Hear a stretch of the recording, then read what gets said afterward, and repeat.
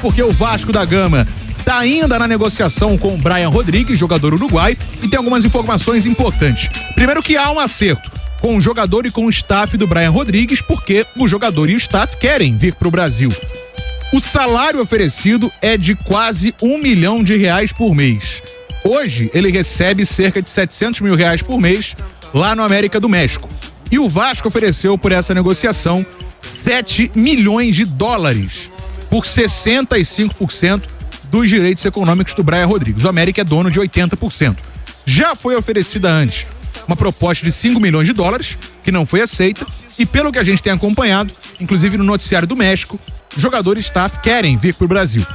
O Brian Rodrigues tem 24 anos, é uruguaio, faz 25 em maio, é da base do Peñarol, passou pelo Los Angeles, da MLS, e teve uma rápida passagem no Almeria da Espanha, lá no México. Tá na terceira temporada pelo América, são 85 jogos, 18 gols e 13 assistências. Portanto, o Vasco voltando a fazer uma investida, e vou te falar, uma investida pesada pelo Brian Rodrigues, $7 milhões, com um salário mensal de R$1 milhão.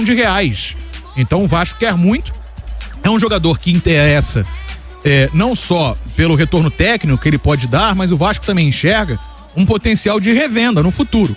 24 para 25 anos apenas, o Brian Rodrigues, voltando ao noticiário do Vasco, já esteve em outros momentos, deu uma esfriada a negociação, mas agora o Rodrigues, aí o Brian Rodrigues voltando a esse noticiário e o Vasco prometendo ir mais pesado para contratar o jogador. Vale esse investimento todo, Vitor Jogador Costa? bom custa caro, Breno Monserrat. Isso é verdade. A negociação do jogador bom, ela é mais demorada, porque tem concorrência, o clube não quer se desfazer tão facilmente. Estão dizendo na imprensa mexicana, até usaram a palavra assédio, que o staff do jogador tá forçando a barra pra sair de lá. E aí tentaram envolver o Vasco não tem nada a ver com isso, tá? Mas o clube tá assim tão desesperado por esse movimento de saída e não quer liberar o jogador. Tá fazendo um jogo duro, o América. Ele já ganhou quase tudo que ele poderia ganhar no América, né? O América tá fazendo um ano maravilhoso, uma sequência maravilhosa lá com o André Jardine, que inclusive foi até consultado pelo Botafogo, por muito pouco não foi escolhido como treinador do Botafogo. Aliás, ele foi escolhido, né? Só que ele não escolheu o Botafogo, preferiu seguir no América. E o Brian é um jogador muito útil, ele tem ótimos números, boas participações também na seleção uruguaia. Gosto muito dele, lembro dele jogando no Peñarol, né? Quando surgiu muito novo, surgiu já com muito potencial. É um ótimo investimento para uma posição carente do elenco. Ah, tá caro, jogador bom custa caro. É melhor do que você gastar esse dinheiro com um cara que não vai resolver os teus problemas, né? Me parece que o Brian Rodrigues é um cara que sim, soluciona os problemas do lado de campo do Vasco. Jogaria junto com o Verratti? Entraria no lugar do Alex Teixeira?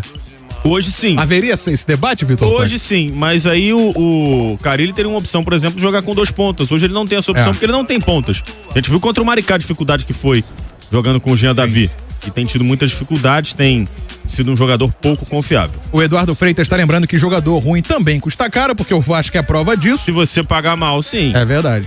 Com todo respeito, tá? Eu gosto do jogador, mas o Rony hoje é um cara que tem um salário desproporcional ao futebol que ele apresenta. Talvez por isso não tenha fechado com o Vasco, com o Fluminense, que foram os clubes interessados nele. O famoso valores assustam, né? O Carlão, responde rapidinho, Vitor Costa. O Carlão perguntou sobre o trabalho inicial do Carille. Excelente, até aqui, Tô gostando também.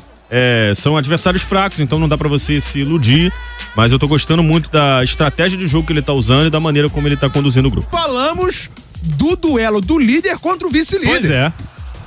Vocês são da Flapress, pô. Tem pau suja? Não vai ter pau. Não, tá bom. Pô, aí é 11-0 o Vasco. Será? Será? Não, tenho certeza, 11-0 o Vasco. Bom, se você diz, pra amanhã teremos a volta do time principal para enfrentar o Volta Redonda em Cariacica. E todo mundo sabe que quem cai em Cariacica, o Vasco complica. Então amanhã, o Vasco buscando essa liderança. Vasco e Volta Redonda tem 12 pontos, mas o Voltaço tem uma vitória a mais do que o Cruz Maltino. Vascão vira líder amanhã, Rodrigo Machado? Vira. Sem dúvida nenhuma. Aí você tem que desenvolver o Volta Redonda, cara, pra eu beber uma água. Dos times de menor investimento, é o que a gente tem a maior projeção, porque está na Série B do Campeonato Brasileiro. E é o último jogo do Volta Redonda contra um time grande. Mas eu esperava mais do Volta Redonda. Mas o Volta Redonda só perdeu um jogo e ganhou todos os outros. E mas perdeu pro Flamengo, não tem o craque Chay, né? Não, mas pelo que eu entendi, eles estão segurando dinheiro pra apostar na Série B, né? Tá. Eu, sinceramente, acho muito difícil tirar o Volta Redonda do G4, tá? Porque o último jogo do Volta Redonda contra um time grande, depois só confrontos entre pequenos. Se o Volta Redonda for regular nesses jogos, dificilmente vai sair do G4, então o Vasco tem que ganhar esse jogo. Eu acho chato, assim, todo respeito aos times de menor investimento e tal. Quando não tem clássicos na semifinal ali e tal. Mas o Volta Redonda Mas o Volta Redonda tem torcida. O Volta Redonda tem botado algum público interessante lá no Raulino de Oliveira. E é um time que todo mundo quer ver. Até porque agora a gente vai...